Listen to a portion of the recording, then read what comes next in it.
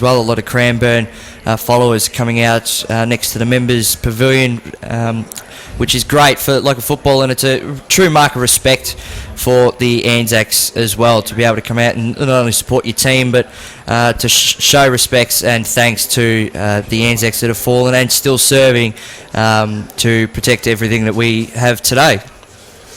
Just having a look out there for Cranbourne. They've got a couple of numbers that don't actually appear in the record. So if you are tuning into the broadcast here at Western Port Oval, thank you for that. But looks like Mitch Lindsay, who's one player there, will be wearing number 60. And I'll try and confirm the other numbers for you as I get a chance to look out there and see the Eagles for the first time in season 2016. Turin are yet to come back onto the ground to complete their pre-game warm-ups. But they are in attendance now as they do come onto the ground, led by Sean Keenan and the other Seagulls. There's a little bit of optimism in the Seagulls' nest, and we wish them all the best here this afternoon. As this is a big game for Turin, as it is as much as Cranbourne. Cranbourne probably have a little bit more to lose than Turin, but after the upset over the weekend, which we haven't had a chance to go through, but we will. Officer getting a win, it just shows that anything can happen. I was hoping to go through the Sefnal Interleague selections as well. The invitations have been sent out to prospective players. Interesting, Michael Boland was one of those players to receive an invitation, even though he has been coming back through the reserves. So it looks like all clubs will be linking arms here just in front of us, and the ceremony is about to start. Now, Kane. Good afternoon, Bryce Eichhold. Good afternoon, Kane and folks and everyone. Our start of the game has been so good because you haven't spoken for 50 minutes. No, well, I've got some good information that I've just been passed on, that the flag and pole out on the centre of the ground at the moment is actually a World War I flag and pole, both from, obviously, World War I, from the Heritage Centre in Narnagoon. It was flown during World War I, so some nice history for the folks here at today's game. It is, yeah. It's good to recognise that there are those heirlooms around as well, and actually little things like that make people think how long this has been going on for. That we've been remembering, as you said, the ultimate sacrifice people have made, and also the return women and men from those wars and confrontations. I was discussing something with you downstairs earlier, Jared. The fact that Collingwood and Essendon are doing so bad in the AFL. Do you think they might have the game taken off them? I don't know if it will generate the same community interest, having teams at 15th and 16th on the ladder doing battle, but look, they were the starting of this, and I think it goes to show what football as a sport can do for the local community. We'll see it throughout the year with many community messages going out, the Indigenous round, the White Ribbon round. I know Pakenham does 80, but today is another chance for the community to come down and be involved and pay their respects. I was lucky enough to be at the MCG last night with 60 other thousand people, and when it goes silent, it is definitely an experience to have. Now, it does look like, just to explain it for our listeners back at home who haven't made the trip down to Western Port Oval, but really you should have. This is a great day for footy. Both clubs, Turin and Cranbourne, their reserve grade side, and even some netballers now coming out onto the field there for Turin, are going to stand in guard. Just in front of us to our right are some maybe active servicemen or returned servicemen there in their traditional army wear. Both teams will be lined up. And Turin are actually hoping that a lot of the crowd will come onto the ground as well, but that doesn't look to be the case. So this is a fantastic start to the afternoon. There will be a short break in our broadcast while we take the on-ground ceremonies. The Seagulls are still... Well, they've broken off from their line and gone to do a couple of laps just to keep warm. The Cranbourne seniors have just come in to join their line, so no doubt the Turin guys are making their way back now. And just to the far side there are some volunteers from the CFA who are also being acknowledged. Now, you may have heard us refer to this gentleman during the broadcast this year, the Doc. Well, I can tell you, listeners, he is firmly planted right in the middle. He's got the biggest pair of grey shorts I've ever seen. And his armbands, look at those, you can't miss them. He's got the Curly Ambrose wristbands on that Dean Jones would have asked him to remove. He has washed his white runners and he's ready to go. He's the perfect size for an umpire, is the Doc. And we wish him well this afternoon. I have to remember this game is going to be recorded, so I have to be careful what I say. We're only moments away before the Anzac Day ceremony takes precedence to me babbling on here. It's Kane Pollard, Jared Healy, Bryce Eishold up in the Keenan box. But Trent Knight is down there somewhere ground level. Do you like the Keenan box? Yep. Thanks to Glenn Keenan and the Tooradin Football Club. They do make us most welcome. They're the only club to provide us with a free lunch every time, even a car spot. We come in, they give us records. We really do thank them for their support, and we do really enjoy coming down here, the Western Port Oval, a name that I generated for Tooradin Recreation Reserve. Derek Giannoni, the ex-president, is standing there as people formalise their positions. Great to see some people wear the medals down here as well. I don't know the full commitments of proceedings here, but there will be a speech. The last post will be played, maybe some Australian national anthem as well. It's great to see that the Tooradin community, on what has been a very big week for this football club, joining as one. They're linking, they've even got some young volunteers there as well, from netball, football, the volunteers, club committee people. Everybody's involved in this special day. Congratulations to the Cranbourne Football Club. Their, ability to be a part of and increase the community awareness and make the league as one. Is Derek waiting for me?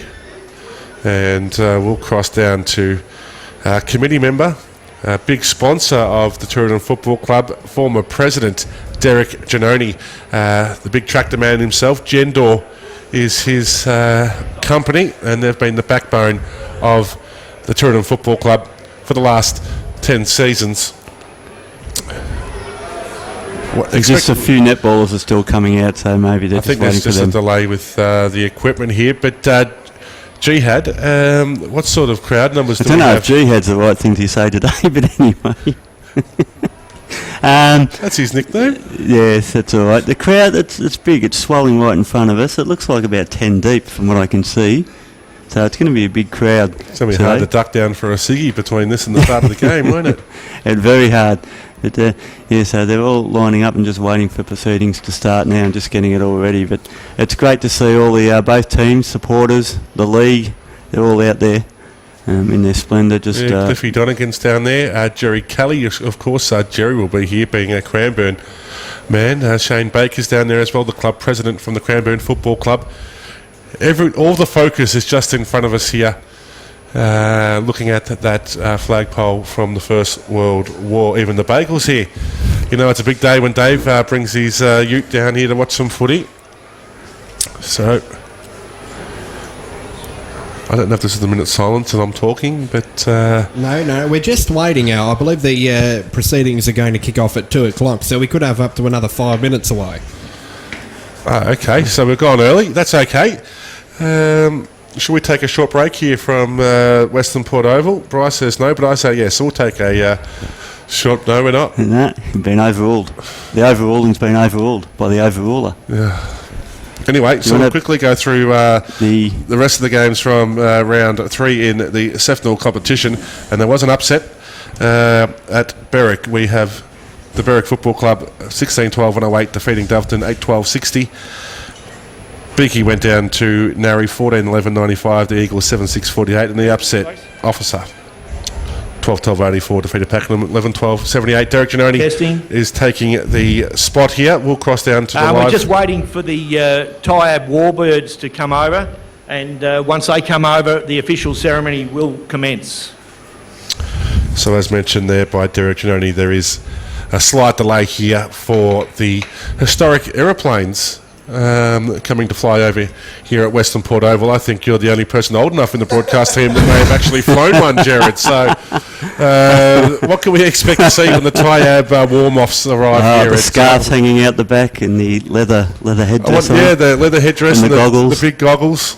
That's a bit harsh. I just hope they do a better effort than what we saw at the SCG when the parachute actually landed on the ground and nearly broke his neck. There was a 15-minute delay there as the parachute didn't open as he landed on the ground or something. But I know the great volunteers and people that support the Turin Football Club, when they do these sort of things, as an example, Sky Lotto, they do it to the best of their abilities, and I think this football club should be very recognised for what they do as a community leader here in the southeastern region of Melbourne. It'd be great to see this football club get some real genuine support and a junior club in as well. I think that should be the next step for this football club to ensure that they can get some one-pointers into their senior list, players who have been organically grown from their own neck of the woods. But as Craig Perrott said, only 4 players actually live in Turin. Well, I think there's only a population of about 5,000, so you wouldn't be too surprised that players have to travel here to play footy. 3,000 on the last census. It's gone up 2,000 in the last 12 months. Just increased the population. It's the second highest growing town behind Cranbourne East is Turin. So there won't be many spots around the mangroves for you to reside down here in the near future. I can't. The players are still sort of doing their own little warm-ups and things while they're just waiting for the tiger moths to come flying over. Now, no paparazzi here. Yeah, he's a funny man, the Bagel. We love him. No, but no, Dave. This is great radio right here, isn't it? We are padding. That's live from Western Port Oval. I did have time to go through those scores. I felt bad that I didn't get a chance to read them out. But Beaky kicked the first 5 goals against Narry on Saturday afternoon. They only kicked 2 goals after that. They went to sleep after that, yeah, didn't they? 2 goals. Narry kicked the 14. So 14 out of the last 16 goals went the way of the Magpies. And they were too strong, winning 14-11-95 against 7-6-48. Bo Dowler, one of our favourites here on KC Radio, kicked a few goals in the first quarter and went quiet. And surprisingly, sorry about that, he hasn't been named in the interleague squad. Those players are actually selected by the clubs. So right. maybe Bo said, no thanks. I can't get up for that sort of thing. Berwick, 48-point victors against Doveton. Many people, including yourself, Jared, were expecting Doveton to be genuine grand final contenders. Does that loss just put you back in the box just a little bit? I know there'll be a few people at Berwick who'll be laughing at me for sure right now, but it's going to give them a bit of time. They want this new game plan. It doesn't gel straight away, but I still think for the competition's sake, they've got to be there and thereabouts. After leading by a point at half-time, Pakenham went down by 6 points. Officer 12-12-84 defeated Pakenham 11-12-78. 6 goals to Matty Clark, 3 goals to Ben Tivendale in a match best on ground performance. Good win by the Roos. Yeah, they say a week's a long time in football, because last week they were outplayed in one quarter of footy and they never got it back, but now they've come out and had a great win. When I was looking at their 2 losses at the start of the season for Officer, they were competitive. I know Doveton coach Steve O'Brien said the Doveton side may have been a little bit complacent in the second half, but a little bit disrespectful. Yep. One thing you can say about Officer, if they do kick more than 10 goals, they generally win. Unfortunately, kicking 10 goals for Officer is often hard. They kicked 12 on Saturday. That's a good win. A very good win. And really gives a shot in the arm. And what's that make of Pakenham's form? Well, once again, last year they blamed injuries. Yep. We said injuries played a part in their demise. They did win the first 5 games last year. Maybe it's the introduction of Sean Stanton into the coaching ranks that might be just brought that disappointing season from Belgrave down to Pakenham. But no, that is a disappointing loss. As we've spoken about in our coverage, finishing in the top 5 really is going to be subject to percentage. It's going to be very close, and losing those games that you have to win if you're packing them, that's 2 losses on the trot after beating Turin by 15 points in the first game of the season. And I heard from very good sources that Pakenham were very lucky to get the win. 5 goals they kicked from free kicks. They only won by 15 points, so maybe we're overestimating the Lions down there at Tumark Reserve. Could be, yeah. We know 2 of them were chock full of confidence coming into the season, and we heard that Pakenham got their last 5 goals from free kicks, so maybe that did have a bearing on factor, and we've overrated Pakenham to a certain extent. Yeah, I think we may have, but it's only round 3, so plenty of football to come. But that is good for the competition, isn't it, to have Officer suddenly come alive with a good win to kick their season off. Definitely. And that's what we need here today. Puts more pressure on Turin. It certainly does. We know Turin lost that. Okay. Here we go. We'll cross down to Derek Giannoni. live at Western Port Reserve. This is the Anzac Day game, and the Anzac Day presentation is about to commence Yes, here sir. on, Okay, commence on here come the 97.7. Warbirds. So if we could form out now, guards of honour, please.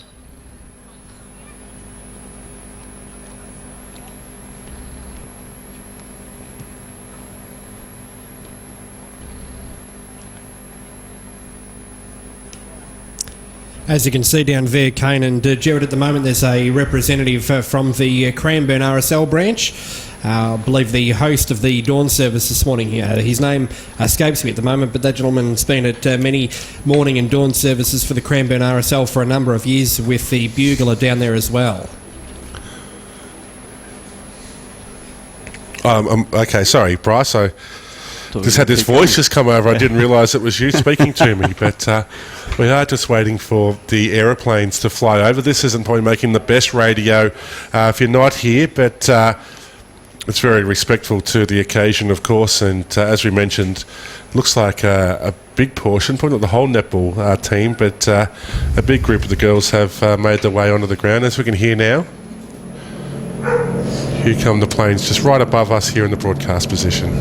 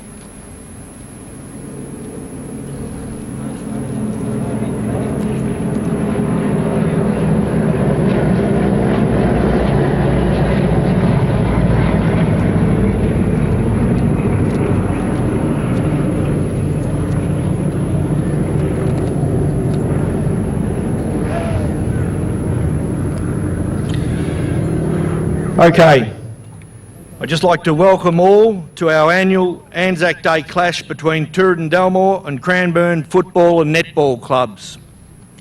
A further welcome to members, supporters, life members of both clubs, the board and administrators of the South East Football Netball League, Tom Barnes from the Dandenong Cranbourne RSL, Michael Crump and his team from the Australian Great War Association, and Chief Petty Officer Cameron Devaney of the Royal Australian Navy.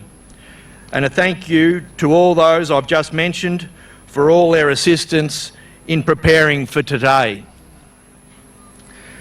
Before moving into the official ceremony, I'd like to acknowledge the support the Turin Delmore Football Club has received from the local community after our President Greg Kelly's car accident last week.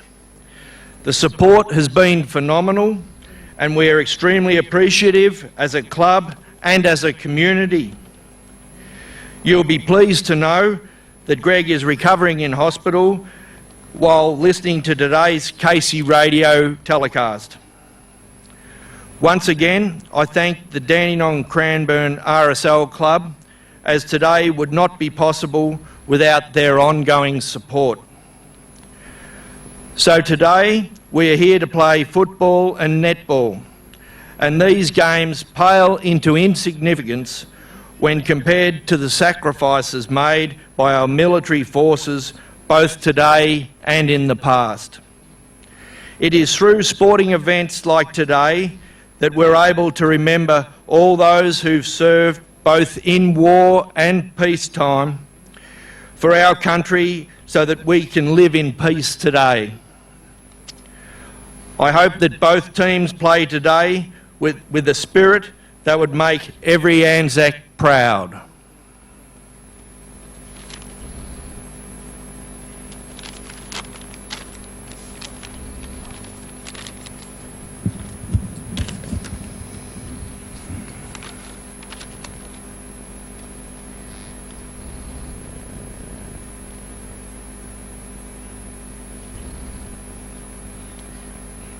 G'day, ladies and gentlemen. We now listen to the ode. They shall not grow old, as we that are left grow old. Age shall not weary them, nor the years condemn. At the going down of the sun, and in the morning, we will remember them, lest we forget. God, God, ho! Yeah, that good.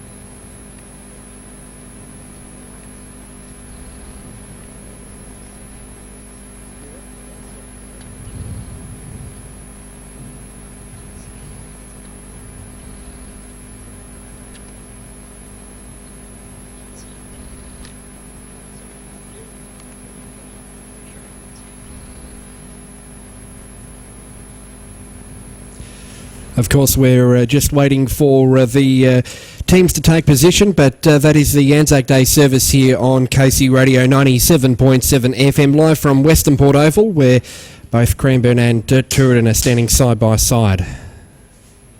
Just waiting for the final part of the ceremony to take place here on KC Radio.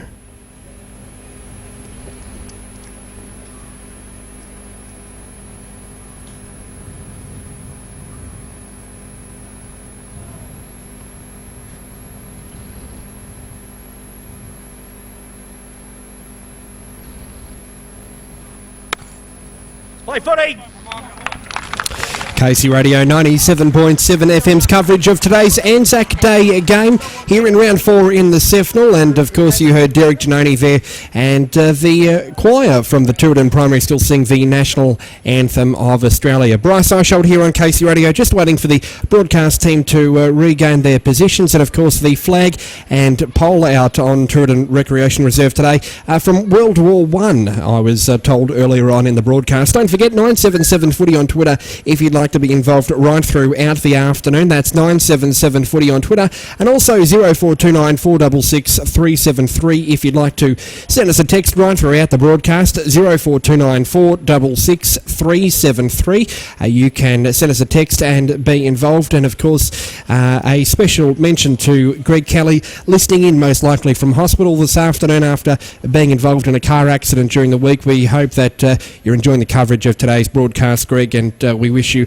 all the best on a speedy recovery. Blue sky conditions here, not much cloud in the side here, and now time for what is Monday afternoon football here on KC Radio, and as your commentator Kane Pollard regains the position. Kane, a very moving tribute by the Tooradin Football Club put on here after last year's game being a Saturday night game. I think that you couldn't have asked for better weather.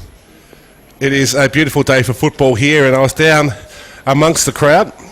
It is 6 or 7 people deep. I couldn't actually get myself back into the broadcast position due to the amount of people down here, and it was a bit eerie. The whole netball, the Iris Giannoni netball courts were cleared of people.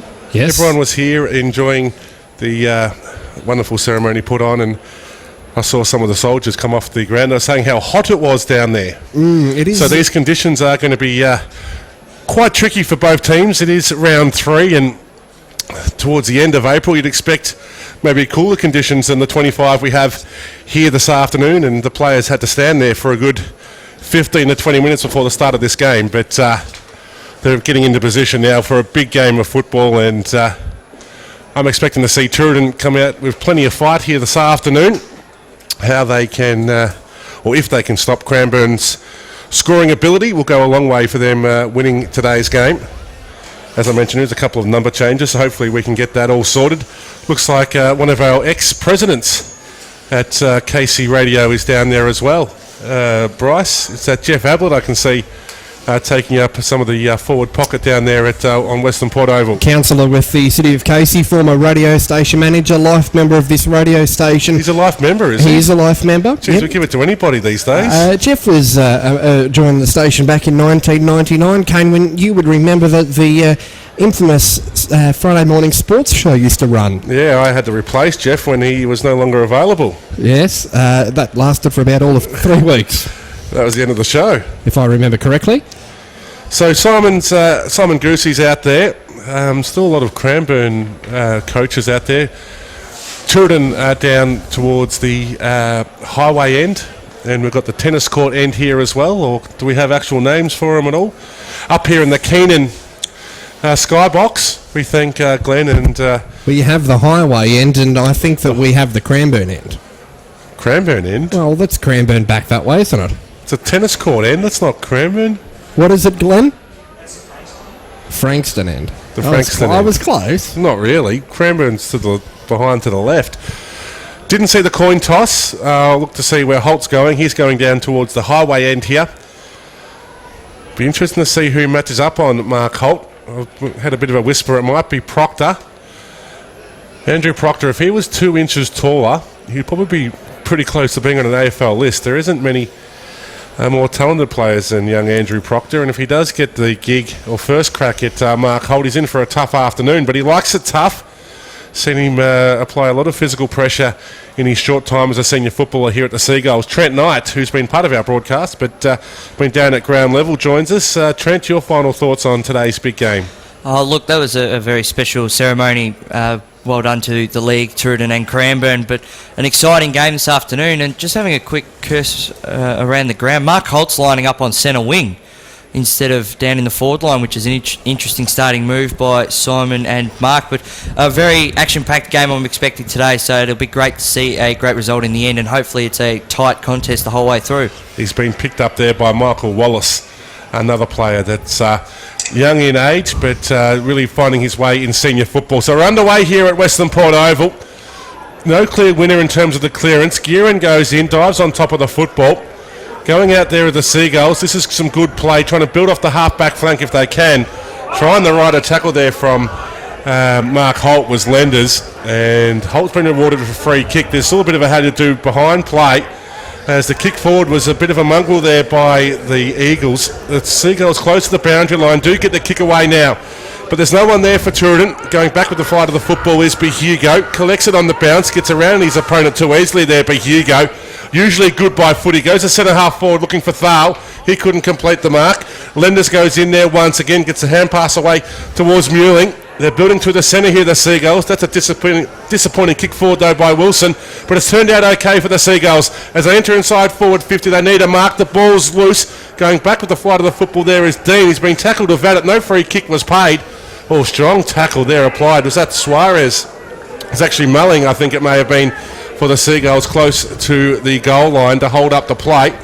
So the ball's been thrown in. Going over the top there was Lindsay.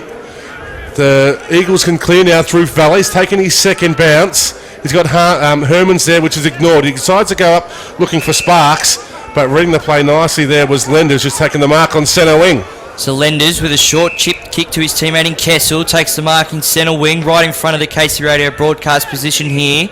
Goes short, touched on the mark, but coming in for the intercept there was Murphy. Gets a handball through the middle of the ground. Thal across half forward, kicks to Holt on the flank. Couldn't quite take the mark. Great contest there provided there by Wallace. Down near the boundary line, Wallace goes for a second attempt. Holt applying some strong physical pressure.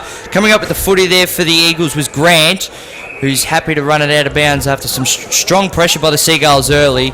We've gone 2 minutes of play here in the first term, neither team yet to score.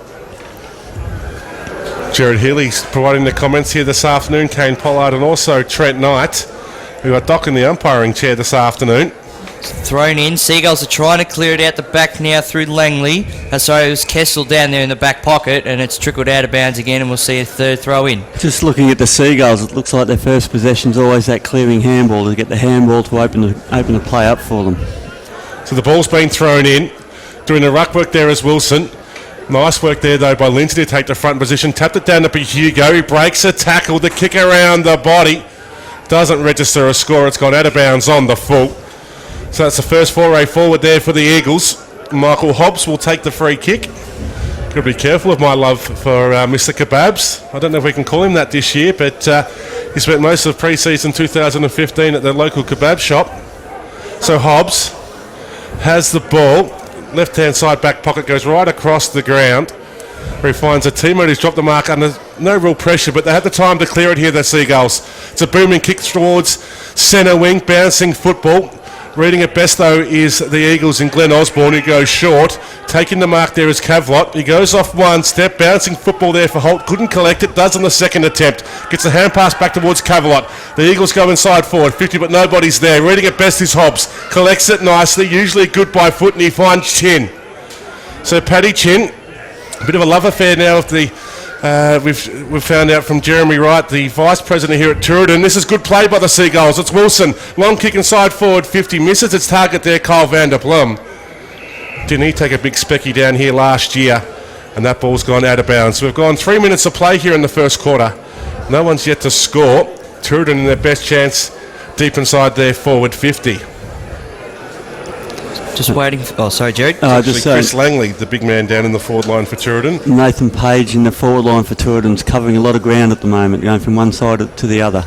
So thrown in now, pack of players fly on top of the football, and Tooradin have gotten an in the back free kick, and they're going to come up with the with the ball now almost directly in front, 25 metres out. Going back to have his shot on goal there is Chin. And he should be able to put this one through for Turidan's first goal of the afternoon. A great start they needed if they're going to be able to put this one through. Bit of a breeze out there as well, he'll need to watch. So from 20 metres out, he comes in. It looks good off the boot, and it's good.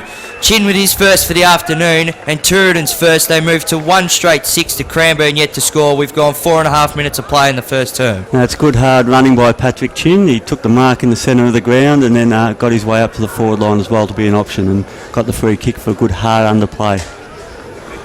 So just waiting for the ball to come back into the centre of the ground here. Wilson's been good so far on the ruck.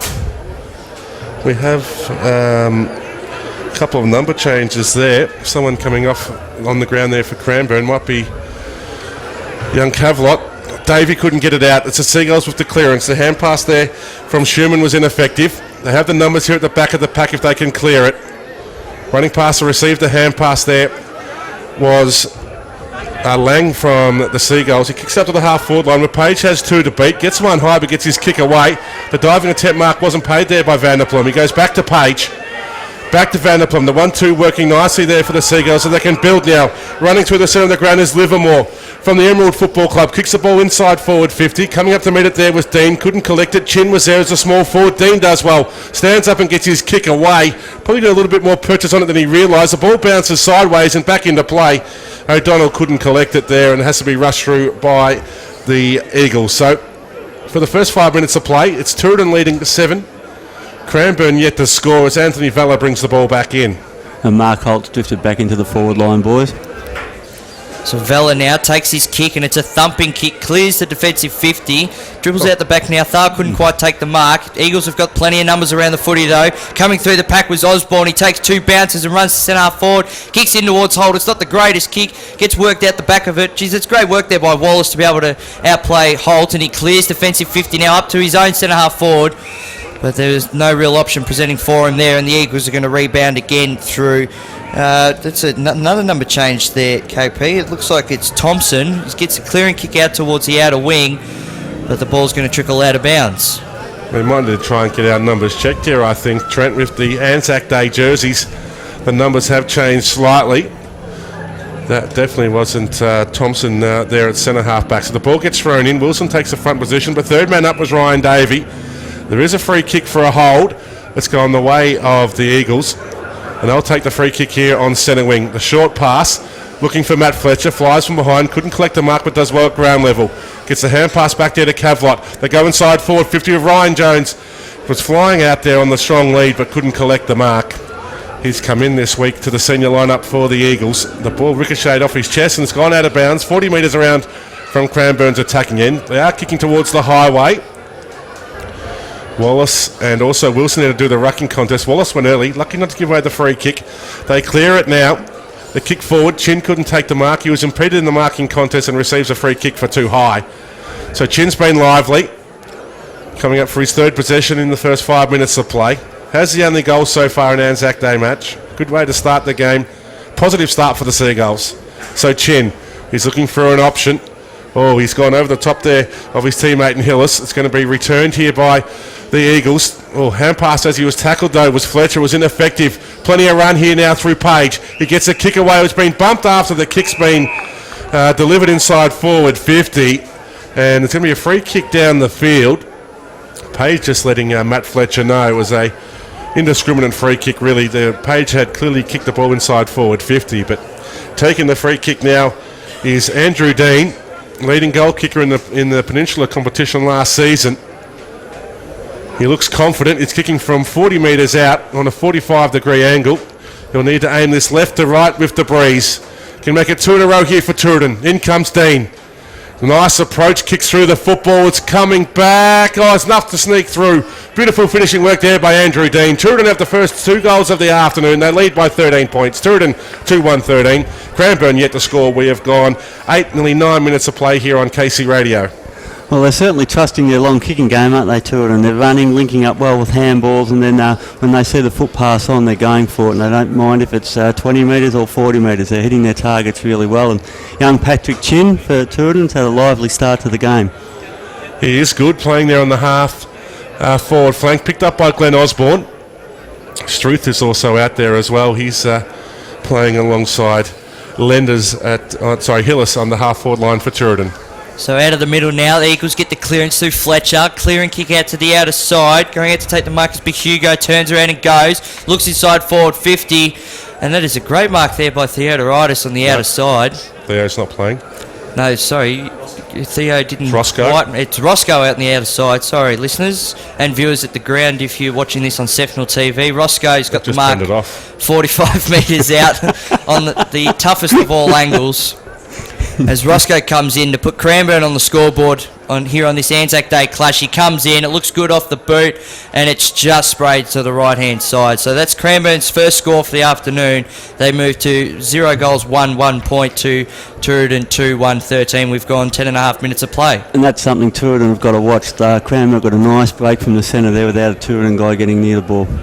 They've used the huddle here, the Seagulls, but that's ignored as Kessel goes short to Wallace, runs past to receive the hand pass. Usually good by foot, goes to the centre half back. Holt was out of position there. There has been a free kick paid in that marking contest to Holt. No, it's gone to Thal. He was at the front of the pack, so Thal goes short to Davey. He can play on and kick it from here, Ryan Davey. Sets Thal from 55 metres out. Ryan Jones has been held onto. He's tried to suck it out of mid-air. The umpire's seen a free kick, and it's going to go the way of Jones. Kessel has had his arms around his opponent there, and now Jones is going to line up for a shot on goal.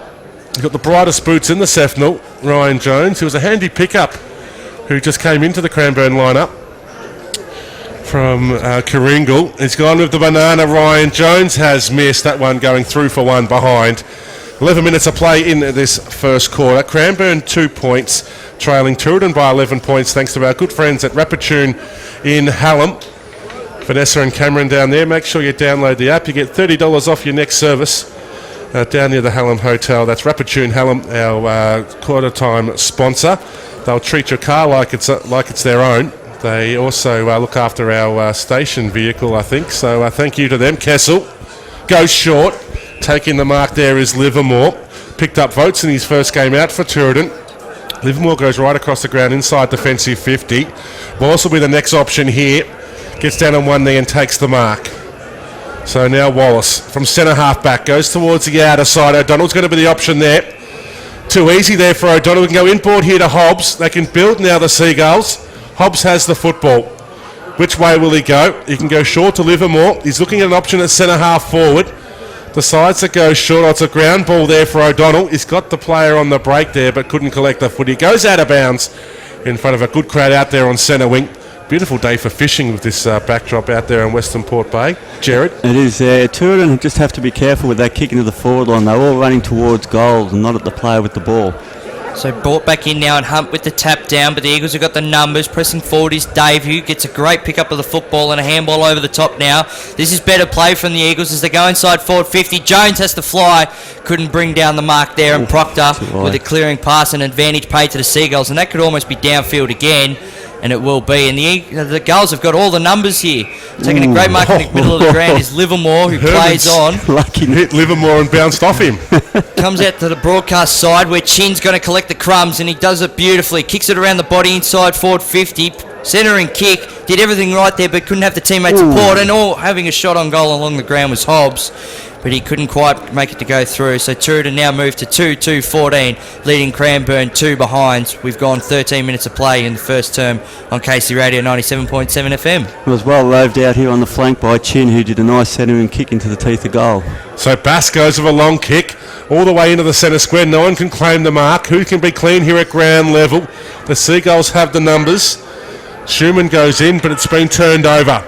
Gearon gets the hand pass to a running Hunt. Sweeps the hand pass there. The 1-2 Rippy Hugo's working nicely. So Hunt goes inside forward 50 with a Munkle bouncing ball there. Goes over the top of Jones. Proctor's there. He needs to be clean. He couldn't collect it. Jones has just socketed it off the ground to his own advantage. The kick around the corner by Ryan Jones just bounces short, and nice defensive play there by Wallace to take that ball through for a behind.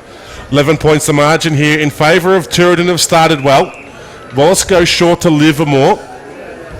We have gone 14 minutes of play here in the first quarter. If you're just tuning in to 97.7 FM. So the long kick Out to a contest. Vala's in the best position to mark there and does it easily in front of Lang. Is that going to be 50? No, the Doc won't have anything of that.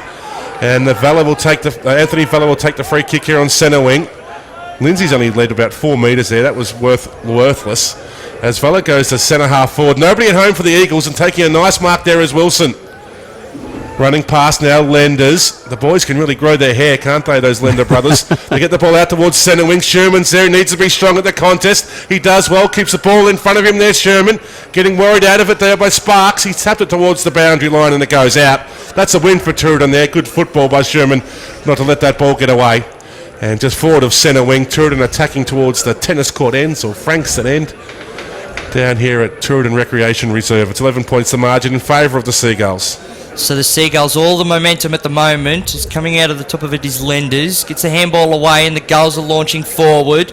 Kicks inside forward 50. Caught at the back of the position there was Page. He couldn't quite get to the front. But the numbers around the stoppages with the Gulls. Short kick inside forward 50. Wasn't the best of kicks. And taking a defensive mark there is Osborne. No, it's not. No, it's wearing Osborne's number today, but it's not Osborne in the jump up. The kick comes out wide. Might be Bauer. So Bowers kicked out wide here, broadcast position where Hermans takes the mark, kicks up to centre half forward where it's the numbers are with the Gulls everywhere, and Wilson's going to take a great defensive mark on centre half back. There's 5 or 6 Seagulls players there just lining up across the centre half back line, making it very hard for the Eagles to penetrate, especially with Mark Holt not playing a traditional full forward. Both teams are having trouble with that kick into the forward line. They're playing behind. Both sets of forwards are playing behind. So Muling gets the defensive 50 kick away and it's just trickled towards the boundary line, and the umpire had to make a couple of quick second decisions there, but it's going to be thrown in front of the broadcast position here. It's great to see Chris Langley back playing senior football here at Tooradin. I think he went down to Narnagoon or somewhere in the Ellenbank District League last year. Gearon on the break, collects the ball nicely. Long kick inside forward 50. Jones is caught out of position there. And there's no free kick. Is it down the field? There's a bit of confusion here.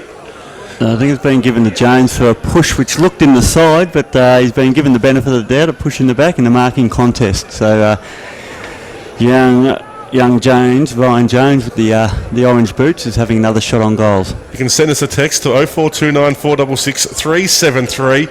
Somebody's enjoying the broadcast up in the Gold Coast. So we go around Australia, taking it worldwide here. Anzac Day football in the Sefnal. Ryan Jones from 40 metres out. He's usually good from this distance, makes it quite easily. He nearly smashed a big ute in the back there, but no, 3 for 1 behind. It looked like he allowed for the win there from right to left, but it just stayed straight and went straight to the points. So Kessel will kick the ball in. They're going here for the huddle once again. It's not your traditional huddle though, is it? It's not very really loose. tight. Yeah. No. That's okay though. Oh, Cranbourne have got 4 outriders on either side, but... Well, they weren't really ready for that kick in there, I don't think, from Kessel. They caught the Tooradin defence off guard, but they do get the ball away. The quick kick out to a 4-on-1 contest there. Sherman couldn't quite compete against Bauer. Well, Bauer close to the boundary line. Now Gearon gets the ball from outside 50, goes to the hot spot. There's 3 Eagles there to compete. And taking the mark there is the Cranbourne player. They could have raffled it. And it'll be lining up for a shot on goal from only 15 metres out. Not too sure with the numbers who it is. It's Roscoe. Once again, that man escapes us. We need to get his number checked. As he's lining up now from only 15 metres out. Roscoe could be Cranbourne's first goal of the afternoon. Straight over the umpire's hat. Good finishing work there by Roscoe, who kicked 5 goals last week in Cranbourne's win. Has the first goal for the Eagles this afternoon. They go to 1-4-10. Trailing Tooradin 2-2-14. We have gone 18 minutes of play thanks to Rapidtune in Hallam, our quarter-time sponsor. Just as you said from that kick in before by Tooradin before that goal was scored, they kicked to a very loose huddle. The Tooradin guys looked like they weren't expecting it in the middle, and they got I think it was Hobbs who picked it up and then kicked it out to the flank where they go next, and there was no one here. There was again. 5 players there though. If they were ready for that, they could have been away. Oh, certainly could have. Just waiting for the bounce in the middle of the ground now. A great afternoon of football here on Anzac Day down here at Western Port Oval. The Gulls get the centre clearance, but it's not the best of kicks. Taking a defensive mark there for the Eagles was Bass, and kicks it out to the centre wing on the outer side, but a great mark there by Lang on the outer side, and he's going to launch inside forward 50. It's not the best of kicks going in. Dean pushed out from behind. Free kick wasn't paid. Vella receives a handball, and he's going to clear defensive 50 now. Kick out towards broadcast position. Coming out to meet it there is Suarez. He couldn't quite get it though, but Hugo gets there first and a chip around the body. Does well. The Eagles have got all the run and carry now. Taking the ball through is Osborne. Kicks it up now and getting the kick inside forward 50 for the Eagles was Murphy. Couldn't quite get the mark. Jones has had his hands on it quite a bit this afternoon. Coming out with the football there is Roscoe. He has the shot on goal, but it goes across the face. And taking a mark inside forward 50, about 10 metres out from goal. Cranbourne are going to have their second shot on goal in the space of 5 minutes. And it is young Sparks. He's going to have a shot on goal from 10 metres out on the slightest of all angles. He'll kick this. Comes in and he doesn't let KP down. They move now to 2-4-10, leading Tooradin 2-2-14. For the first time in the afternoon, Cranbourne have the lead. The numbers have rattled you just a little bit. They have. They've thrown me off like there's no tomorrow. 2-4-10 does not make the right score. It's 2-4-16 to Tooradin 2-2-14. We've gone 20 minutes of play here in the first term. Well, that attack from Cranbourne started at the half-back line where they got the loose ball and ran it up. And again, it was the Tooradin forwards who weren't in front. They got a quick kick out of the middle, won it in the middle, and Page was caught behind his man. And Tooradin were able to, Cranbourne were able to run it out by numbers up to their forward line. We'll have to get these numbers checked as quickly as we can. Some more text coming through. Some people at the ground listening to our broadcast and thought the Anzac Day ceremony was so touching. Haven't got anything criticising us just yet, Jared. Please. Ryan David clears the ball inside forward 50. Loose football there. Trying to trap it is Roscoe. Oh, he's got himself under some pressure, but breaks the tackle nicely there from Sabatucci. Roscoe squares it up, but reading it best is our man Page. He kicks it short to Wilson. Running past now, receiving the hand pass there was Livermore. The kick up towards centre half forward. Couldn't quite get down to it there was Hillis. Trying to clear in numbers here the Eagles. Davey to Hunt. Runs through the centre of Western Port Oval. Long kick inside forward 50. Holt has 3 to beat. Couldn't do so. Kessel always tapped the ball over, but Murphy was there to intercept, and he's run the ball inside the goal square to kick the goal. So 3 in a row now to the Eagles, and they've extended their lead out to 8 points. Oh, a little bit unfortunate there by Kessel. He just gave the hand pass, but Murphy was waiting.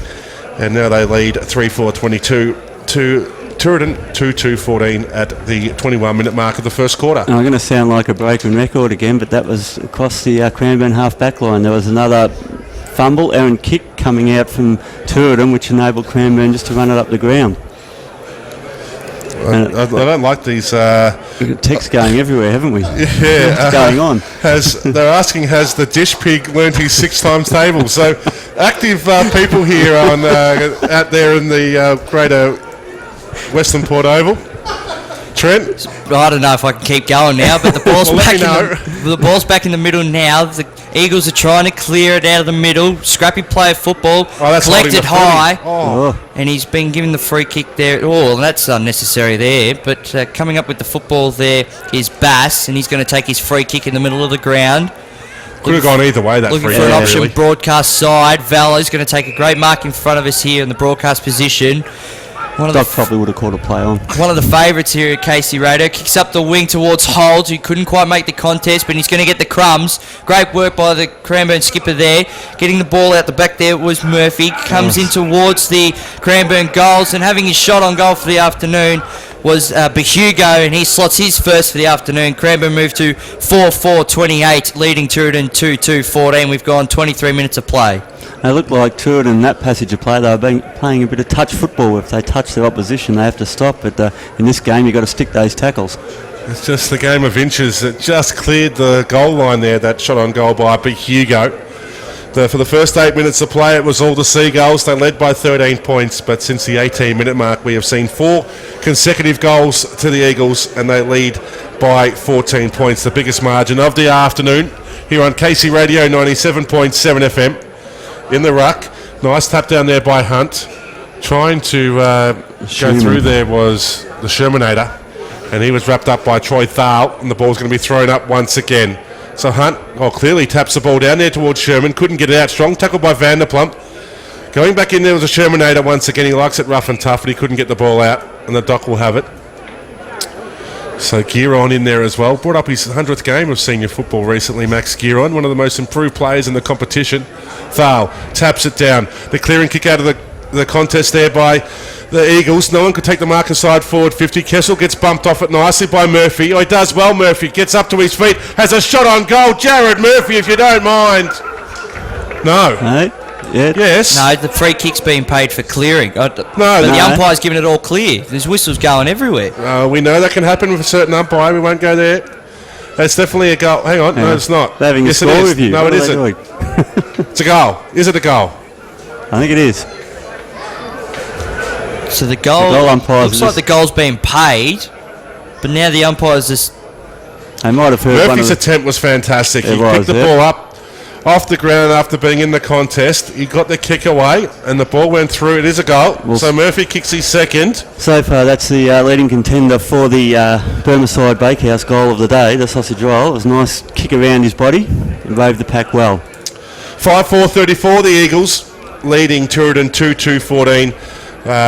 We'll go to that shortly. Maybe Bryce can update us. I think it's something to do with Bailey would be a better option than Trent in the commentary position. No, someone just texting in saying that they should learn his 6 times tables from Bailey. Oh, well, then you'd struggle.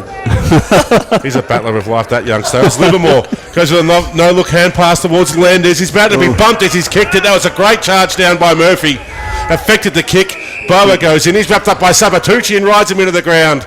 Bit of passion from the Tooradin defender there. One of the best names in the competition, Sabatucci. And the ball's going to be thrown in on centre wing. Hopefully his Tooradin teammates take a leap out of his tackle there because he wasn't going to let him go, was he? Hunt taps the ball down off his chest, really. Breaking through must be Mazurix, I think, because he's about 6'5" and plays like a midfielder. The ball comes out there now to O'Donnell, dancing along the boundary line before being tackled. And that ball is going to be thrown in. Yes, Jared, you're in my way. Sorry. I thought you were going to say something. No, I Probably just delivered your best line when you said nothing. The ball's thrown in. Thal taps it down. Hobbs, little dinky hand pass out there towards Hillis. He gets ridden into the ground. Livermore's in there, stands up in the tackle. He couldn't break free. And the ball's going to be thrown up just on the half-forward line here for Tooradin. They'll be looking to try and get the next score after now trailing by 20 points. Hunt goes up, gets the ball out to Shermanator. Hand pass to Hobbs. This is better play now. O'Donnell with the shot on goal. Goes right to the goal. Square up they go. The ball's been punched around. Dean couldn't collect it. Vala's there as well. And happy to see that ball go through and over the boundary line. 5 metres around from Tooradin's goal. Score check. We have Cranbourne 5-4-34 leading Tooradin 2-2-14 at the 27-minute mark of this first quarter, thanks to Rapid Tune in Hallam, our quarter-time sponsor. So Thal gets the tap down after the throw in. Bodies fly. That's going to be a too high free kick there to Hugo. And it looks like there's a bit of a... How do you do at the bottom of the pack there? How do you do to my knee, I think it was for Morris there. And great clearing kick out to Vella, uncontested. No, the ball's going to be cleared back. The dock won't have that. And the ball's going to be taken back to the defensive boundary line. Clearing kick out the outer side, just a short chip. Cranbourne is slowing the play down a bit here. There's not a lot of options at the outer side, but Fletcher's going to look to go long. Clears defensive 50 now where Holt's come up to meet the ball. Couldn't quite get it. Jones out the back. He's kicked it along the ground. No, it's Murphy, sorry. He's kicked it out towards the boundary line out of just forward to centre wing. And we're going to see it thrown in again. They've gone to a very small forward line this afternoon, Cranbourne. Obviously, Michael Theodoridis isn't in there, but they've gone with Jones, and now it's Hugo resting inside forward 50 with Holt competing in the ruck here on centre wing. Yeah, I think he's been given a licence just to roam up and down the ground so when he sees fit. Thrown in, and Holt flies high and gets the tap down to Murphy, kicks it inside forward 50. But reading the ball there are the goals. A lot of bright orange boots out there in defensive 50 for the goals there. Now as they try to clear defensive 50, play on's the call, and they kick it out broadcast side where the Shermanator's got to take this mark, and he couldn't quite do so. Drops it and might have gotten tackled high, but it's not paid. All the numbers with the Eagles now as they go through Bass, clearing hand pass now, but Kessel, with the bearded man himself, clears it inside to the centre square where Hobbs takes the mark and launches inside forward 50. Coming up to meet the ball there was Wilson. He couldn't take the mark, and the Eagles are going to clear now through Osborne and defensive 50, and they're running across, running really well. Thal's ignored. Fletcher's in the middle of the ground, gets ignored as well. Kicks inside forward 50, but Jones almost looked like he knew he wasn't going to get to that contest, and taking a mark in defensive 50 is Proctor. So Proctor goes right across the ground where Kyle Vanderplum's taken the mark. He plays on, goes up towards centre wing. Out of position there was Alan Mewling. Decides to sock it into space. Razurik's there for the Eagles. He couldn't collect it. Pressured off it by Page, but the numbers went out here for the Eagles. They go back inside forward 50 once again. The bouncing ball for Holt. Does well. Throws it out and collects it. Well done there by Wallace, not to give an inch. Hunt goes in. Gets the hand pass there towards Lang. He breaks a tackle now. Usually good by foot. Goes up to centre half forward. O'Donnell's caught out of position there. Couldn't claim the mark. Nice roving by Bass. He finds Thal. Oh, the big man had too much time on his hands. He's dropped it. Collects it now. Takes a bounce. Looking to sum up his option, goes inside forward 50, looking for Holt. Ball gets punched away there by Wallace. Holt very slow to his feet as Hobbs receives the hand pass. Now there are a chance here, the Seagulls. It's Page. He takes a bounce. He'll run to 50, gets a hand pass away. Now the shot on goal coming to a vacant goal square. It's hit the goal umpire on the back. O'Donnell's pass just going to the wrong side of the post. And Turin go to 2-3-15. They should have made better play of that, shouldn't they? They had two of them there. Page had the ball. Could have kept running, but it seemed like there was no talk. 19 points the margin, trailing Cranbourne 5-4-34. We have gone 30 minutes of play in this first quarter thanks to Rapidtune in Hallam. So Vella with a strong clearing kick out of defensive 50, and look at the running carry from the Eagles. Fletcher comes up with it and a handball back to Gearan. Clears inside forward 50 now. Coming up to meet it there is Jones. Dances around, gets around one, gets around two, moves onto the left boot, kicks inside forward 50. Caught out the back of the pack there, couldn't quite take the mark, but the numbers are with the Eagles still. That's almost hold the man umpire, but it's not paid. The Eagles have got plenty of numbers around the footy now. Coming up to meet it there was Behugo. He's got to try and clear it now. Gets the 1-2, has a shot on goal around the body.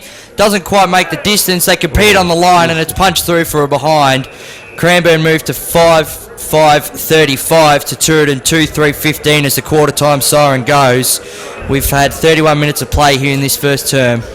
Andrew Proctor was so lucky there. He was very should have lucky. taken that mark on his chest. Yep. It did fall to the right side of the post and through for one behind. So our quarter time score. It's Cranbourne 5-5-35, leading Turin 2-3-15. 20 points the margin here at quarter time thanks to Rapidtune in Hallam.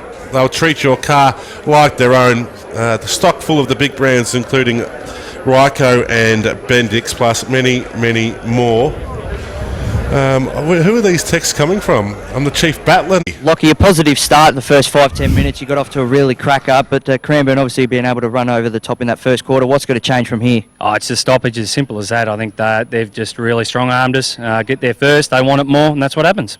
And seeing Mark Holt come up the ground a little bit more, it's probably not the best preparation coming into this game. How are we going to be able to shut down his influence if he drifts forward?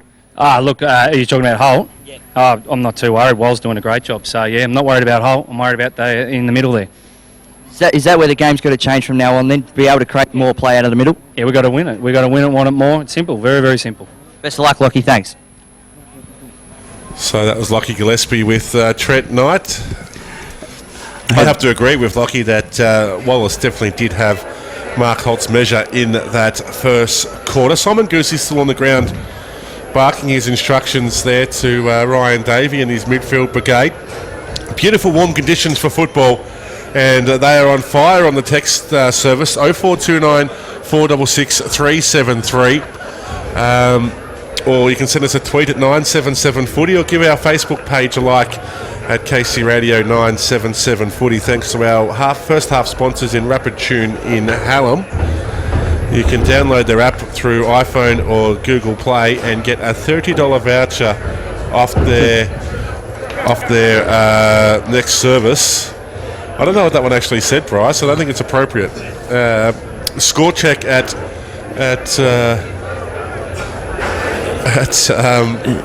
quarter time. It's Cranbourne 5-5-35 to Turin 2-3-15. We've got some number changes there for you to. And the ball's just been thrown up to start second quarter. We're underway here for the second quarter on KC Radio 97.7 FM. A free kick's been paid there to Hobbs. So Mr. Kebabs, there's a player injured in that rucking contest. The long kick forward. There's three Cranbourne players there. No one could take the mark at ground level. Oh, there's plenty of run there. Coming out in numbers were the Eagles. Ryan Davey gets the hand pass, short one there towards that player in Roscoe. The ball's on centre wing now. Be Hugo with the mark. He goes short to Holt. He's got a 50, I There's think. been a 50-metre penalty paid here, possibly for encroaching the mark, was it? I'm not too sure. Not sure about that. Could be the 10-metre rule. That's a massive Yes, it 50-metre is, penalty it is. as well. I wouldn't mind buying some real estate from him. The injured Turton players, Wilson, the ruckman, he's actually coming off now. He looks a bit ginger on his ankle, so he might have come down on it in the ruck contest. So Hugo's gone from centre wing to a shot on goal. He's already kicked one. The real estate agent, this umpire? They've kicked the last 5 goals. Can Hugo make it 6? Yes, he can. Beautiful finishing work there by Luke Hugo. He's just kicked that one nicely from 40 metres out. So Hugo has 2. Cranbourne have 6. They go to 6-5, 41, leading Turin 2-3-15. We have gone a minute and a half in this first quarter. Well, I just looked at the Turin backman after that goal was kicked. They looked a little bit sort of flat-footed. Heads were down a little bit, thinking, why suddenly have they got a goal from a 50-metre penalty? It looked more like a 75. But anyway. So the ball gets thrown up once again. Doing the ruck work there was Lindsay. The umpire takes a tumble. The ball comes out to Dave. He always stands up in the tackle. Had it a while. No free kick was paid.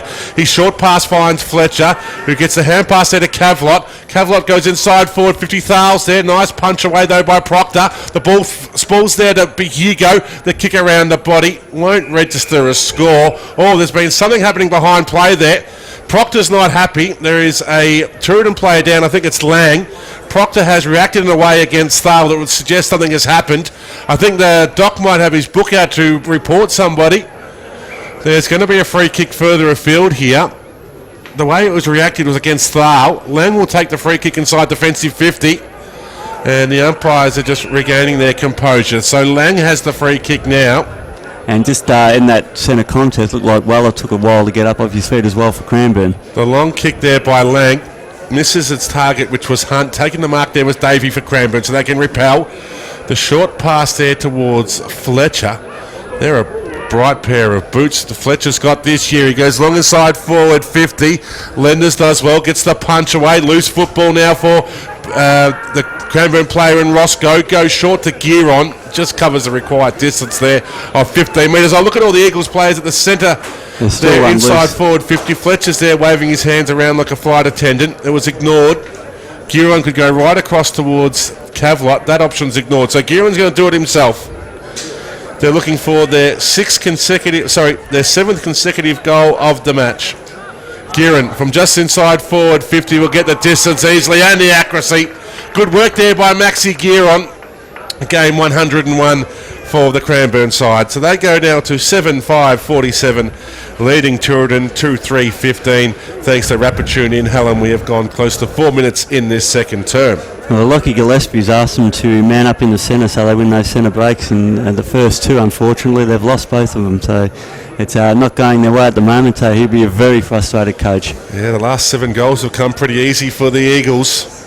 Not the best of starts for the goals. Well, Bryce has gone to get some food. We don't have one of our commentators on. It wasn't the best of starts for the Gulls, but we're back on now, and the Gulls are pushing forward. Getting the clearance there is Livermore. Kicks out wide. Going out to meet the footy there is Dean. He's got to win a foot race. He couldn't do so against Valo. Dragged him out without the ball. No free kick was paid. Pack forms. And the umpire runs in and says, I'm going to have it.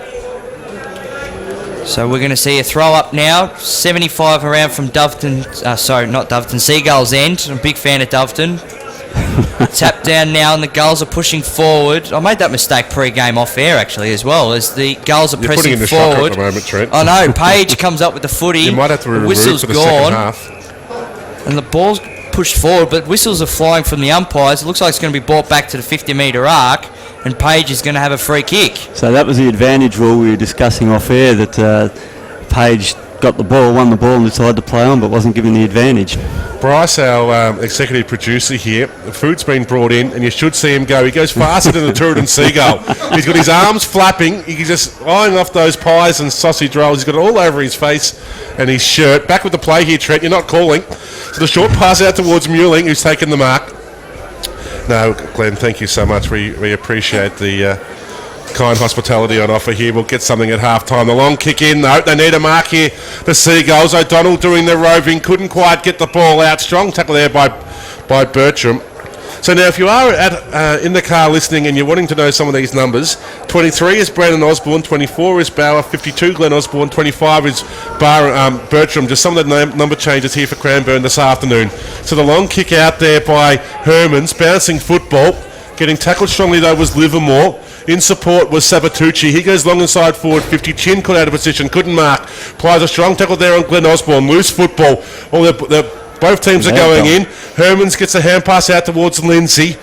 Marisic is there. He couldn't quite get the ball in play. The ball goes out of bounds just in front of the Cranbourne interchange bench. It was well actually cut off by Page, I think it was. He got a hand to it and forced it over the line. I'm going to stuff up Marisic's name for the rest of the season. I can tell. Page with the roving goes towards Lang. Couldn't collect it. The ball's been socket forward there by Fletcher. Bouncing football for Bauer. Oh, he's wrapped up in a Turidan sandwich there, and taking the free kick will be Lang. Like the size of this Nick Lang. He goes inside forward 50. They need a mark. 2 to beat is Dean. He couldn't do so. Loose football going through. Hillis couldn't collect it. The ball ricochets out there to Murphy. Now Hermans. Oh, he goes short but very close to the boundary line and out of bounds on the full. So taking the free kick here for the Seagulls will be Mewling, who spent some time at a higher level of football before making his way down here to Turidan. He goes long. In the best position to mark there will be Thal. Go straight through his fingers there. Thal like a bar of soap. Socket off the ground though was Dean, and that ball goes out of bounds on the full. He actually rode that pack nicely there to get the ball, but unfortunately he just pushed off his kick as he was about to kick it off the ground, and it went out in the full. Now Bass will take the free kick here once that ball is returned. Send us a text 0429 466 373. Some kind words coming in off the press. We appreciate all their support. We're up here in the Keenan Skybox with some league executives and some really hard-working volunteers from the CFA who have done a fantastic job preparing the ceremony here today, and we thank them for their support of this special occasion down here at Turidan this afternoon. So Cranbourne now trying Bass. to clear defensive 50 through Bass. That's a thumping kick. It does indeed clear 50. Gearing couldn't take the mark. Holt's at the bottom of it as well. He's playing pretty far from the goals which we expected in the first quarter. Pack of players form around this football now, and the umpire runs in and says we're going to have a ball up. I just can't believe the amount of people here watching the football. The canteen line, if you want something from the canteen, you better go now, because that is 17 deep down there. So Cranbourne, Massive numbers for Turidan's fantastic. with a thumping kick out to the far side. Osborne's got the kick. Kicks Good it out strong further out now. And Cranbourne are trying to build. Thal calling for it in the middle of the ground. That's ignored. It's be Hugo. But Hugo kicks up the wing now. Coming up to take the mark there is Vella. Davey. And he's going to take it. Sorry, it is Davey on the outer side. Short kick in towards Thal now. He gets the mark. Schumann mans the mark and he kicks long inside forward 50. Coming up to meet it there is Jones, who flies, couldn't bring it down. Murphy comes up with the crumbs. Gets a quick handball away to his teammate there. In with number 60 we're missing as well. No, so Marisic gets the ball and it trickles through for a behind. Lucky there, the ball went straight through Proctor's legs. So Cranbourne moved to 7-6-48, leading Turidan 2-3-15. We've gone 9 minutes of play in the first term. So Kessel kicks in, goes over the hands of Lenders, but in support there was Hunt. Got the hand pass to Livermore. Now they're doing well here, moving the ball through centre wing. Vanderplum goes short to Page. Off one step, he's got two options inside forward 50. They work it out. Dean does well to take the mark, turns around and goals. Well, that's better sign of play there by the Seagulls. Quick ball movement from defensive 50 sets up their third goal of the afternoon. They go to 3-3-21. Yeah, at the start that looked like it was going to all just be a real mistake for them. The ball went through Proctor's hands when he went for the mark. I think it was actually meant for Hunt, the runner, the ruckman. But he managed to gather it and get it off nicely, and away they went. Created a loose man beautifully and ran it down nicely by foot. Been told the pronunciation is Morosic. Morosic. Spent some time down at Frankston, also in East Perth, but be one of the players to watch definitely in season 2016. It's back in the middle now. Hunt's been doing really well in these middle contests and gets the tap down again, but the numbers are with the Eagles. Players fly on top of the football and the umpire says I'm going to have it, and we're going to have it ball up almost directly in top of the centre circle again. Ball goes up. Hunt with another tap down now. The Eagles few quick clearing hand passes. Get the ball strength. launching forward. And Morisic launches forward. Murphy couldn't take the mark, and it's cleared defensive 50 now. Neither player wanted to go for that one in the middle of the ground, but coming up with the football is Hillis. Gets a handball away. The Seagulls are building across half. Oh, there's back. a player down Player's behind gone down the behind play. There's going to be a report here, I think.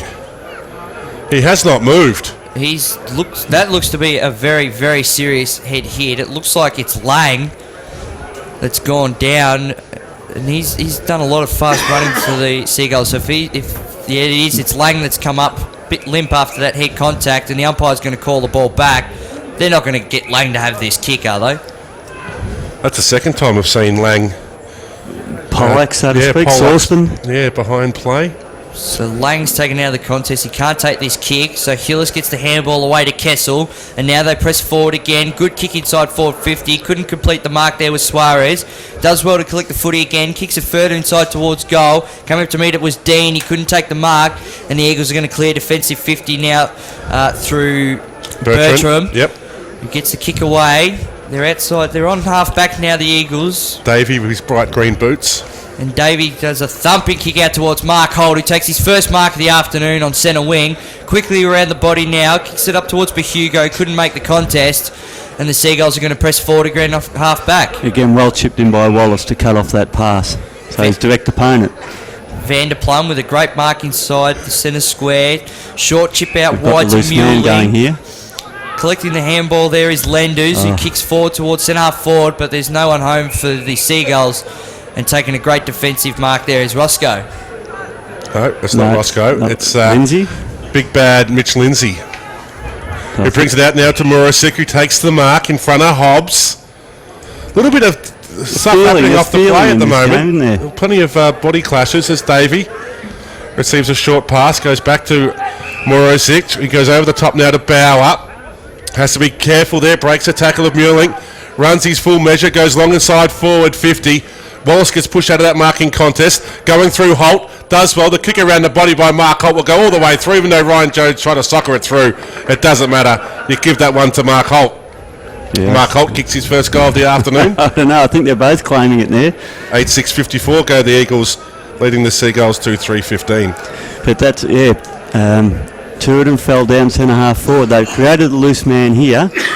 When I think it was Lang who had the ball, came out. Schumann was running down here onto the half forward flank all by himself. They decided to go inboard and kicked it straight to Lindsay. So who do we give the goal to? I'm not sure. Again, they were both claiming it. So I think Ryan might have got a little drop kick just in the goal square. Well, he shouldn't have. If he did, he'll get a please explain from Holt, I'm sure, at half time. It's back in the middle now. The Seagulls are pressing forward out of the contest. They did well through Muirling. Kicks forward. Chin gets worked underneath it. Falling over at the back there. Dean couldn't quite get the ball now, and the Eagles are going to clear defensive 50 through the outer side. Going out to meet it is Morisic, calling for the footy in the middle of the ground. It wasn't Roscoe, so Lindsay. Number 36 is out there. It's Lindsay. Thanks, Jared, for the number change. The pack of players dive on top of this football now, and the umpire says we're going to have a ball up, says the doc. One player for Turidan who has gone out of it this quarter and probably halfway through the first is young Patrick Chin, who was everywhere for them. He couldn't take the weight of expectation put on his shoulders from yourself, Jared. He just he was everywhere. Now he's not anywhere. It's been a sign of the game, really, as the Eagles break once again. Fletcher to Bauer. Bauer can run inside forward. 50 no, goes short into the pocket. Jones caught out the back. Good use of the body there by Proctor. He needs to be clean here. Proctor couldn't break the tackle of Murphy. Shermanator gets bumped off it. Jones to Murphy. Murphy goes back rather than going forward. That was an interesting choice of play. Linders goes through. The hair just blowing in the breeze. The ball comes out now towards Kessel. Mark. Kessel is one of the cleanest footballers I've seen at local football for a long time. He did well there against Sparks. He goes with a spearing pass in the sun, but taking the mark there is Muirling. He runs through the centre of Western Port Oval, goes towards Langley, couldn't get high enough to take the mark. Ball bounces off there to Glenn Osborne, the kick around the body. Running into space now is Bertrand. He takes the mark. He can take a bounce. He can go kick it long. It was actually Cavlot who's got it, I should say. Goes towards Holt, flies early, took himself out of the contest, tries to go through a second time, and he's picked up a free kick. He ducked his head, trying to break his way through. He did. The doc. Keenan giving away the free kick there, so Holt, pretty lucky, goes long aside forward 50. Proctor reads, couldn't claim the mark. Shermanator does well, gets the hand pass there towards Lang. Off one step, he's gone with an 80-metre bomb. Standing under it though was Holt, plays on quickly, goes towards Davey at full stretch. Oh, that was a clever mark. Just off the top of his fingertips, Davey, probably too far out to score, but he tries. He goes long. Jones caught out of position. Good work there by Proctor. Punched the ball away from Thales. The mark should have been paid, but it wasn't. Oh, that's disappointing turnover. Proctor's kick only found Cavalier to go short inside forward 50 towards Sparks. That's the second time in 2 plays. Turidan just blazed away outside defensive 50 to a Cranbourne player. Now Sparks, he's kicked 1. He's looking for goal number 2. Turidan have not scored a goal since their second at the 8-minute mark of the first quarter. They're trailing 2-4-16. No, sorry, 3-3-21 they are. In comes Sparks now from 40 metres out. Sean Sparks has done very nice work there, making it look pretty easy from 45 metres out. That's goal number 9 for Cranbourne. They go to 9-6-60. Just want to check your score there, Trent, because I had it wrong. It's 3-3-21. The Seagulls, they trail by 29 points at the 16-minute mark here of the second term, thanks to Rapid in Hallam. And for all the good work Proctor's doing in that last line of defence, he's just letting himself down with that disposal. But whether that's more people around him aren't actually telling him he's clear and he can steady up and take a good kick, and because he's also got to be mindful, they've got to talk to him. Ryan Jones is always peeling off the back of him. So back in the middle now, the Eagles have got all the numbers. Coming up with the footy there was Lindsay. The clearing kick towards 50, but Kessel's got the ball now and he does it really well around the body. No real option for him, so he just dumps it up towards the wing. Coming up to meet the ball there is Page. He does well. Gets a quick handball out to his teammate in Mewling. Back to Page. They've got to try and be able to spark something here. Wilson's got it. Kicks towards centre half forward.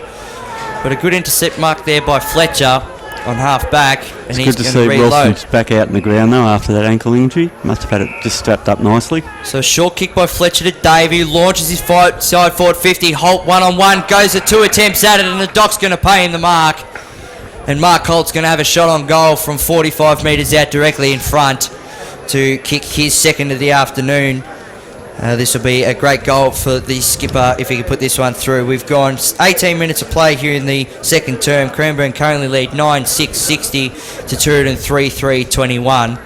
And Mark Holt's going to put this one through for the Eagles, you think, Jared? Yeah, he certainly would. And Michael Wallace has done a great job around the ground on Holt, but when you leave him one-on-one out in the forward line and kick it up nice and high to him, Holt's strength's always going to get it. And Holt's let me down. Every time I say a player's going to definitely slot this through, he misses. So Holt's missed to the right-hand side.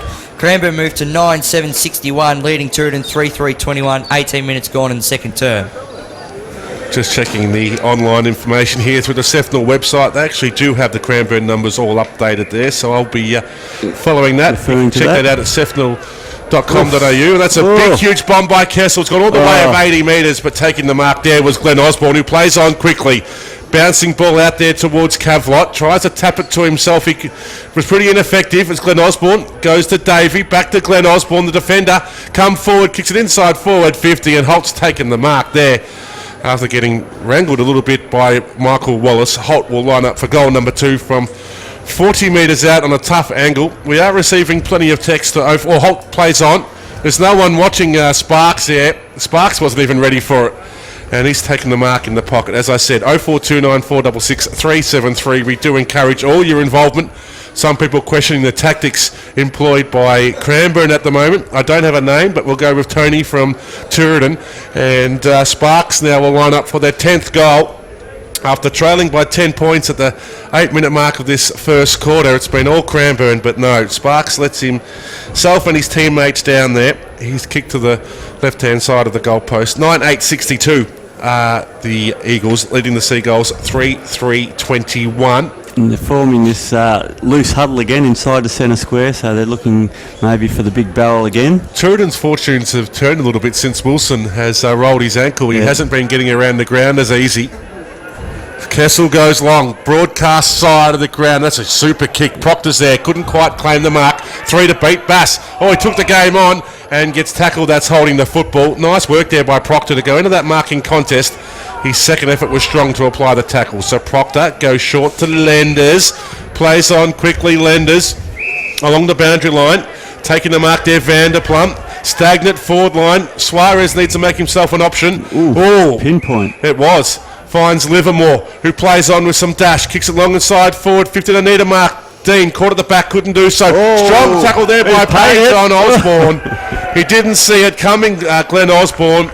Nathan Page, as we saw at his time at Berwick, but also at the Casey Scorpions, can be dangerous around the goal face.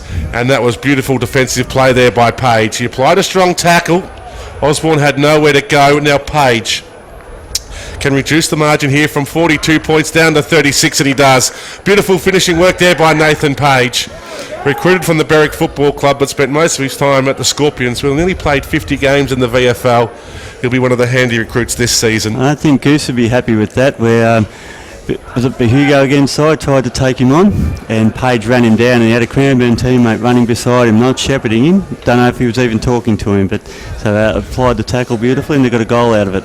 Someone's asked us what time is lunch being served in the Keenan Skybox, and they're claiming, someone's also texting in claiming to be mates of Cliff Donegan. If Cliff saw those texts, I'm sure he wouldn't put his hand up to take responsibility for it. 0429 466 373. Unless Cliffy Donegan's got some strange friends, I'm not sure. The ball's been tapped down there by Thal. Trying to get it out was Davey. He was wrapped up, given no space at all. That's some strong work coming through there by Page. Wilson to Livermore. He's looking good this afternoon, Livermore. He goes short to Hellis. This is where they've been falling down at centre half forward. Rory Hellis. The option from Hobbs is ignored. Oh, he's taking a long time here, Hellis. Put himself under some pressure and he's turned the ball over. Taking the mark there was Davey. Taps it to himself and plays on. Long inside forward, 50. Kessel gets into the back of Jones. He flew from 6 deep. That was well umpired because he was caught out of position. And Ryan Jones will line up with a shot on goal. Suarez coming off the ground. Hasn't touched it yet this afternoon. And Ryan Jones has yet to kick a goal in my books. And he's lining up now from only 15 metres out. Left footer. In he comes. Gets under it a bit. Oh, he's just snuck that one home, I think. The umpire's not sure. Yes, they are. Good goal there by Jones.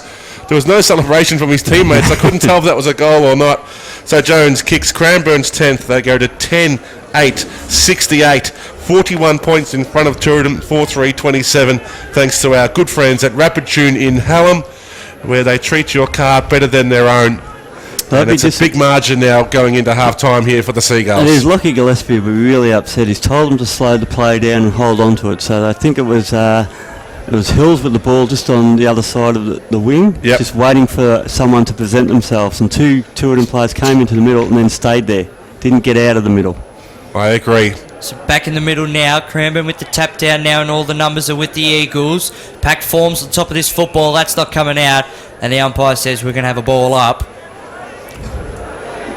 So in the middle now, waiting for play to resume. There's people texting through that maybe should have been kept away from technology. Billy from Berwick. Ball's tapped towards the half-forward line for the Gulls. They're pressing forward now. Vanderplum's had a strong start to this game. Coming up with it is Livermore. He's got it beat 2 or 3. Handball away. He's been held without the football, says the umpire. Billy will be happy. Livermore's going to take the free kick. He's a big Demons man. Kicks inside forward 50 where there's an uncontested mark. Great read there by the Seagulls. And taking an uncontested mark there is O'Donnell, who's going to have a shot on goal 45 metres out directly in front. He has to kick this. Yeah, he certainly does. Comes in. Me and Jared are copying each other's sentences, and it's not only missed his target, but he's missed the goals completely. It moved to 4-4-28, trailing Cranbourne 10-8, 68. We've gone 24 minutes of play in the second term, thanks to KC Radio. They just look uncertain to it, and every time they get the ball, they're not sure where they're going to go, what they're going to do. Long kick in there by Valla. Hunt couldn't take the mark. Well read, though, by Brandon Osborne. Got the hand pass out to Sparks. Some of these Cranbourne players could do it for haircut. Lang runs through the centre of Western Port Oval, goes long inside forward. 50 Wilsons was there, but couldn't mark at ground level. The dinky little hand pass coming from Gearin off. Valla just ran into some trouble, but they managed to get the pass away through Bertram. Now Davey has the defensive side of centre wing. He goes short to Morozic. Close to the boundary line, getting some instructions from the Tooradin faithful. That's a nice pass towards Bauer. Oh, he's played on. Couldn't break the tackle of Page with the hand pass to Davey. Now Sparks. Sparks can run this all the way into 40 metres out. Sean Sparks can kick the goal, and he does not. Just noticed on that ball when it came out of Tooradin's forward line, and they're all moving now, there were 4 Tooradin players who stopped. Once the ball crossed that 40-metre line, they all stopped. All the Cranbourne defenders kept running. They were able to run the ball up. 10-9-69, the Eagles leading the Seagulls by 41 points. Kessel's long kicking goes towards Proctor, who goes very close to the boundary line on the outer side there, where Aaron Mulling tried to keep the ball in play. I think he was lucky it went out, actually. Yeah. He tried to... That was a disappointing kick by Proctor because they were trying to get the switch happening there, the Seagulls. So Lindsay in the ruck taps it down to Hermans. Gets his little Pistons going to a 2-on-1 contest. Sean Keenan couldn't collect it. Bauer does. Gets the hand pass to Davey under no pressure at all. Ryan Davey has had a shot on goal. His approach in that kick was questionable at best. He didn't realise he had that much time, I don't think, Ryan Davey, and he I think kicked it was behind. Sparks. They got the same hairstyle, and it was Sparks who had that shot on goal. No, it was definitely Davey. Definitely Davey with He's the got boots. the green boots. 10-10-70 to 4-4-28. As Kessel goes with the old style bomb. No one even competed in that ruck in that marking contest. So Holt claims it, goes inside forward 50, who finds Gearon. If I've ever seen a team wanting half time, it's Tooradin. They're just not working for each other, are they? They're not running. 26 and a half minutes gone.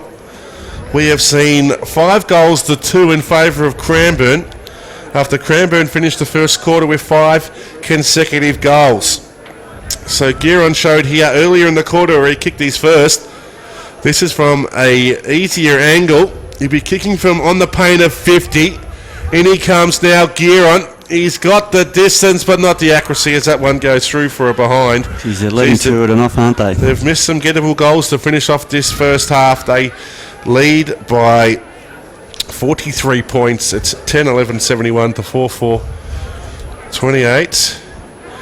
And not much movement at all for Tooradin now, is there? So Kessel brings it out broadcast side of the ground. Wallace is going to be the option. Reads it well and takes the mark. He plays on. Wallace was looking to go long but went short and checked his kick and landed on the chest of Mitch Lindsay. Disappointing turnover there by the Tooradin defender. So Lindsay now with the long kick inside 450 to a 2-on-1 contest. But Hugo caught out the back. Gulls do well to clear it now. There was a throw and the umpire agrees. Jeez, that's a rule in the AFL. They've let go a little bit. They didn't correct disposal and the tackle, and they've pinged O'Donnell there, unfortunately. So Davey with a thumping kick inside forward 50. Holt gets pushed in the back underneath it.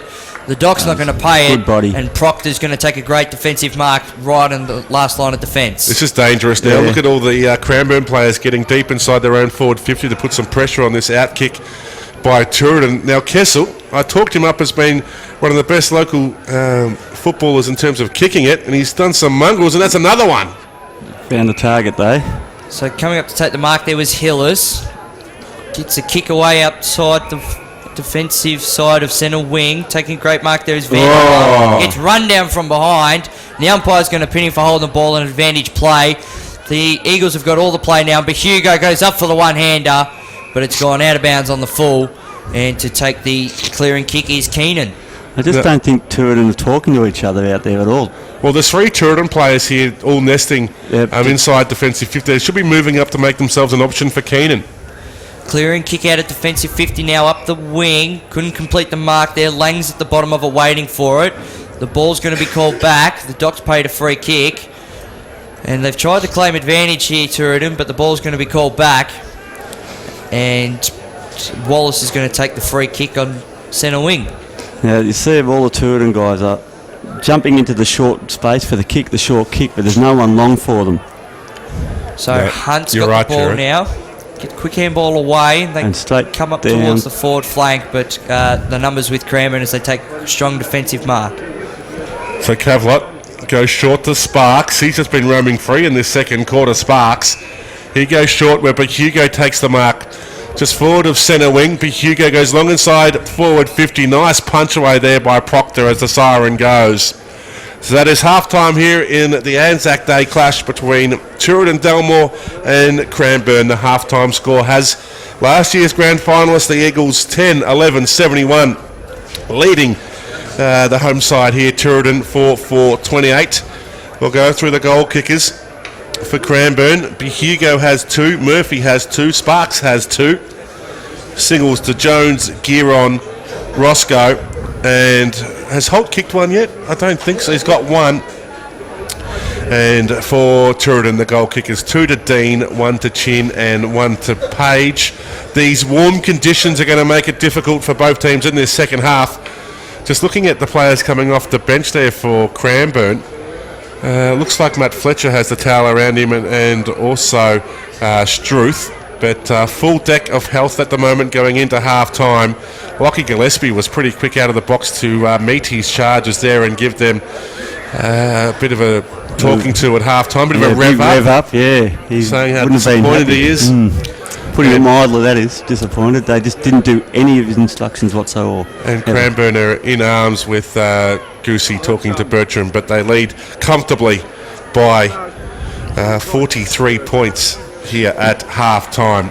And it's very hard to describe on radio especially, but when you want to play that short game and keep possession of it, if you lead into space for those short kicks, if you're not going to get the ball, you've got to get out of there. So continue your lead and get out of there and go around, even if you do a big circle, but go right around and go back down to the forward line, start again. But they're not. They're just making that short lead and then they're staying in that space. Now, we just got posed a question before we take a half-time break here from Western Port Oval. Thanks to Love Your House and Garden. Home cleaning and garden maintenance. If you need someone to go and cut the grass, I don't like this. Jared is your man. They want to know what is the best way of how you go and cut other people's grasses. Can you give some people a tip out there what they can do to go and cut their neighbour's grass? Are we talking at the Empire or what are we talking about? So we can leave that to maybe after the break. Was that Billy from Berwick again? Not sure. The number's running hot. Could have been. 43 points the margin here at half-time. Lockie Gillespie and his charges just going off the ground. Huge you want crowd. Another game of golf, I'm sure, Billy. You can practice putting holes. Big crowd in attendance. The Seagulls just coming off the ground. And we'll take a short break here from Western Port Oval. Hopefully some Anzac Day spirit music for their listeners. Yeah, a bit of what is it? Bit of Australian music. Okay, some Crowded House, some New Zealand music. Some Jet. It's all happening here on KC Radio 97.7 FM at half-time. It's Cranbourne 10, 11, 71. Leading Turin 4-4-28 after Jet and some Crowded House will be back here for the second half of the big game. Let's hope the Seagulls can show some fight and get themselves back into the game after half-time.